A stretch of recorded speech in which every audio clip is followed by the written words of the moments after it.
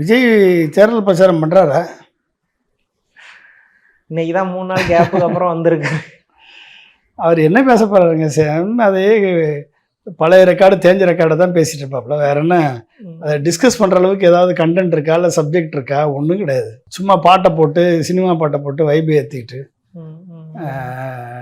மக்களை வந்து, இளைஞர்கள் வந்து அதை அந்த வைபை வச்சுக்கிட்டு ஊடகத்தில் ஒளிபரப்புறதுனால போய் விழுந்து காயம்பட்டு மருத்துவமனைக்கு போயிட்டுருக்காங்க.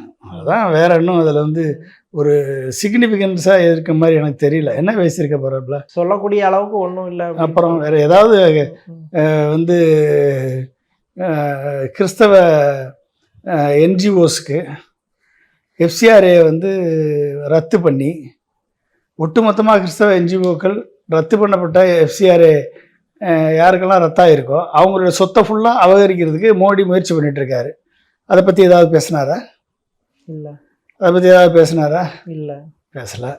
டீலிமிட்டேஷன் பண்ணி உத்தரப்பிரதேசம், மத்திய பிரதேசம், ராஜஸ்தான், பிஜேபி ஆளக்கூடிய மாநிலங்களுக்கு அதிக எம்பிக்களும், தென் மாநிலங்களுக்கு வந்து குறைவான எம்பிக்களையும் பண்ணுறதுக்கான ஏற்பாடை பண்ணிகிட்ருக்காரு நரேந்திர மோடி. அதை பற்றி ஏதாவது பேசினாரா?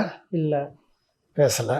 தர்மேந்திர பிரதான் என்ற கல்வி அமைச்சர் வந்து இங்கே வந்து மும்மொழி திட்டத்தை திணிப்பேன், சிபிஎஸ்சி பள்ளிகளில் வந்து மும்மொழி திட்டம் வந்து செயல்படுத்தப்படும் அப்படின்னு சொல்லி அதிதீவிரமாக செயல்பாட்டை கொண்டாடணும்னு இறங்கியிருக்காரு. அதை பற்றி ஏதாவது பேசினாரா? இல்லை, அதை பற்றி பேசலை.